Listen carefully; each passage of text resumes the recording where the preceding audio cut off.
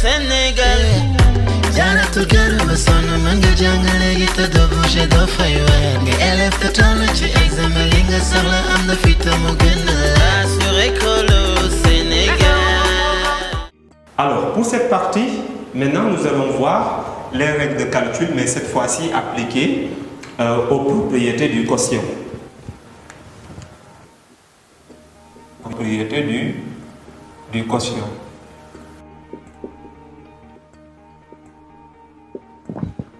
Voilà. Maintenant pour ici, nous allons effectivement choisir comme la propriété du produit deux nombres réels positifs, tels que maintenant, comme c'est le quotient, le dénominateur serait différent de 0. Maintenant, on écrit la définition de la propriété. La racine carrée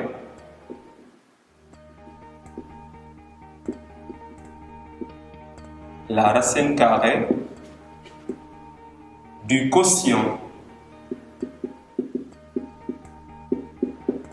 de deux nombres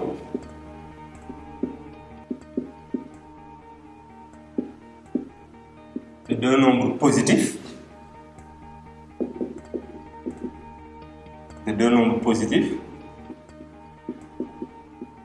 est égal au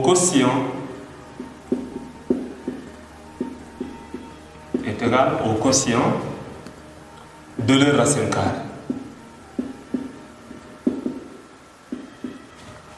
carrée. Voilà maintenant la définition. Maintenant, en langage mathématique, c'est-à-dire que maintenant, si on prend A et B comme deux, tel que B soit différent de 0, on aura la racine carrée de A sur B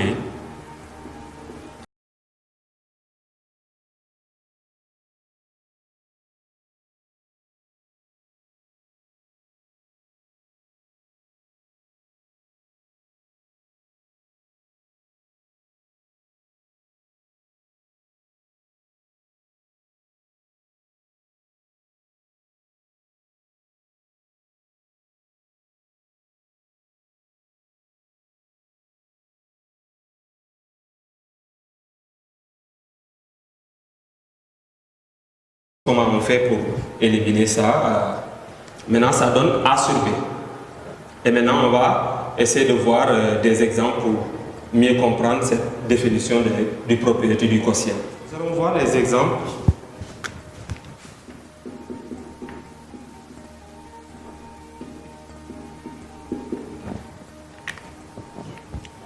On demande la racine carrée de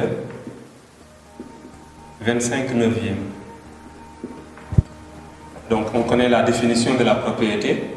La racine carrée du quotient de deux nombres positifs est égale au quotient de leur racine carrée. Donc, ça sera racine de 25 sur racine de 9. Et racine de 25, c'est trouver un nombre positif tel que si on l'élève au carré, ça donne ce qui est sous la racine. Donc, la racine de 25, d'après les vidéos précédentes, on avait vu que c'est égal à 5. Donc, la racine de 9 aussi, c'est 3 au carré qui donne 9. Donc, la racine de 9 donne 3. Donc, on le laisse comme ça sous forme d'un quotient. Donc, on pourrait avoir aussi un autre exemple. Racine de 48 sur racine de 3. Donc, ça, c'est l'inverse maintenant de l'égalité, de la propriété de racine carrée de A sur B est égale à racine de A sur racine de B. Donc on peut maintenant inverser l'égalité pour donner racine de 48 sur 3. Et 48 sur 3, ça donne 16. Donc ça donne 16. Donc la racine carrée de 16, comme c'est 4 au carré qui donne 16, donc la racine de 16 vaut 4. Donc d'autres exemples qui nous permettront d'entamer un nouvel chapitre, une nouvelle partie, c'est quand on a l'exemple de racine de 9 sur 10, racine de 9 sur 10, donc ça donne racine de 9 sur racine de 10.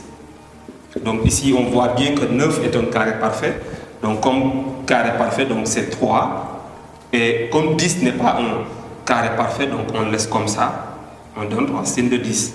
Mais pour les racines carrées, vous ne devez pas maintenant laisser le résultat de cette façon. C'est-à-dire, le résultat d'une opération sur les racines carrées ne devrait pas avoir une racine au niveau du dénominateur. Donc on va voir maintenant comment rendre rationnel ce quotient-là à travers les autres vidéos qu'on va voir. Là, c'est une question, on va le voir. On peut aussi inclure la propriété du produit avec cette propriété du quotient. Par exemple, la racine carrée par exemple, de 9 cinquièmes est multipliée par la racine carrée de 5 seizièmes. Donc on pourrait la voir. Ça, comme c'est le produit de la racine carrée, donc on peut mettre maintenant le produit de racine carrée, d'une racine carrée. Maintenant, ça va.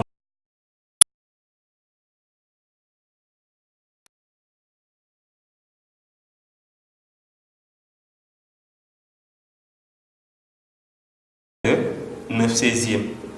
Et en appliquant maintenant la propriété, ça donne racine de 9 sur racine de 16. Et comme 9 est un carré parfait, donc c'est 3. Et 16, c'est 3 quarts. Donc on le laisse de cette manière sur ce quotient. Il y a beaucoup d'exemples, mais on va bien maintenant les voir au niveau des exercices qu'on va essayer de donner. Mais retenez une seule chose, la prochaine vidéo va porter sur comment rendre rationnel le dénominateur d'une racine carrée, mais aussi voir les expressions conjuguées d'une somme ou de l'addition d'une opération sur les racines carrées.